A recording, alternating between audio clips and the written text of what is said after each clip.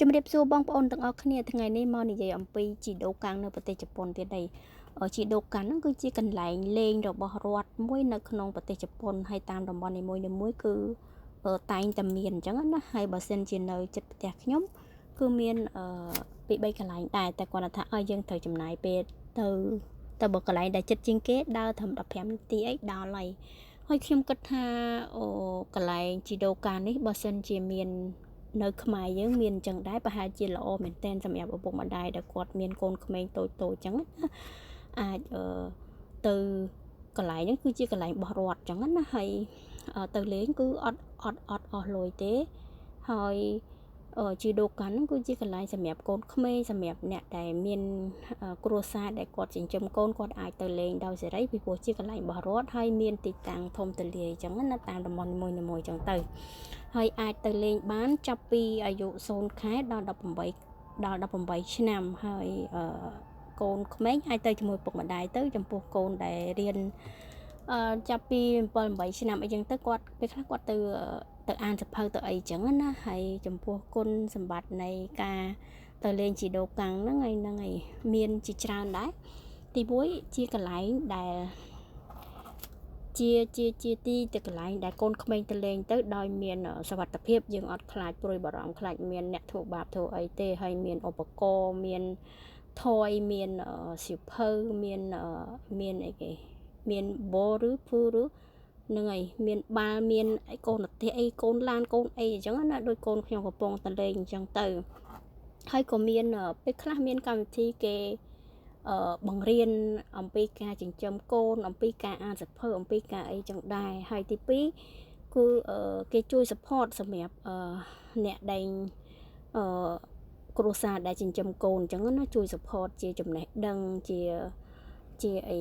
ជាការឲ្យយោបល់អីផ្សេងយើងអាចទៅពិភាក្សាជាមួយនឹងគ្រូនៅនឹងបានហើយគ្រូនៅនឹងគឺចិត្តល្អមែនតែនហ្នឹងហើយមួយទៀតក៏ជាការរៀនមួយដែរអាចថាកន្លែងខ្លះកូនក្មេងចប់ពីម៉ោងរៀនអីចឹងទៅម៉ោងរៀនគាត់ត្រូវមកផ្ទះប៉ុន្តែនៅផ្ទះអត់មានឪពុកម្ដាយអញ្ចឹងទៅអាចថាគាត់ចេញពីសាលាគឺគាត់ទៅជីដូកាំងហ្នឹងដើម្បីអានសភៅធ្វើសក្តាយធ្វើអីឬក៏ទៅអានសភៅអីហ្នឹងក៏បានដែរសម្រាប់កូនក្មេងដែលអាយុត្រឹមជោកាកោថ្នាក់មធ្យមថ្នាក់ហ្នឹងហើយថ្នាក់ទី1ទី2ទី3អញ្ចឹងណាបងប្អូនហើយមួយទៀតគេមានកម្មវិធីសម្រាប់ការធ្វើអីផ្សេងដូចជាបទ origami ឬក៏មាន event ទៅបានន័យថាតាមអីគេតាមរដូវកាលអញ្ចឹងណាថារដូវកាលគ្រីស្មាស់ឬក៏អីផ្សេងអញ្ចឹងទៅគេមានកម្មវិធីអញ្ចឹងទៅយើងអាចទៅចូលរួមបានដោយសេរីហើយតាមមួយទៀតជាការផ្លាស់ប្ដូរអីគេមតិយោបល់ឬក៏អីផ្សេងសម្រាប់តំបន់ដែលយើងរស់នៅអញ្ចឹងពេលទៅមានគ្រូមានអីមានគេផ្ដល់ព័ត៌មានអីឲ្យយើងអញ្ចឹងទៅយើងក៏ជាការចែករំលែកបទពិសោធន៍ទៅគ្នាទៅវិញមកដែរហើយចំពោះតម្លៃនៃការចូលហ្នឹងភាគច្រើនគឺ1 បើន័យថា free គឺចូលអត់អស់លុយទេហើយចំពោះពេលវេលាម៉ោងដែលចូលហ្នឹងកន្លែងតំបន់ដែលខ្ញុំទៅហ្នឹងគឺគេចាប់ផ្ដើមពីម៉ោង9ព្រឹកដល់ម៉ោង5ល្ងាចហើយវាខុសគ្នាទៅតាមតំបន់ទៅតាមកន្លែងអញ្ចឹងណាហើយកន្លែងចិត្តផ្ទះខ្ញុំនេះថ្ងៃសៅរ៍ក៏គេបើកដែរហើយភាគច្រើនគឺគេសម្រាកថ្ងៃអាទិត្យហើយនិងថ្ងៃបុណ្យ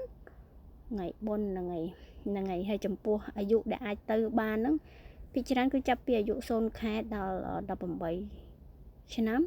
ហើយអាចទៅជាមួយឪពុកម្ដាយឬក៏កូនក្មេងដែលគាត់អាចទៅខ្លួនឯងបានហ្នឹងក៏បានដែរហ្នឹងហើយគុណសម្បត្តិមួយទៀតហ្នឹងហើយនៅថ្ងៃភ្លៀងថ្ងៃក្តៅខ្លាំងអីចឹងទៅយើងអាចទៅលេងនៅក្នុងចឹងទៅ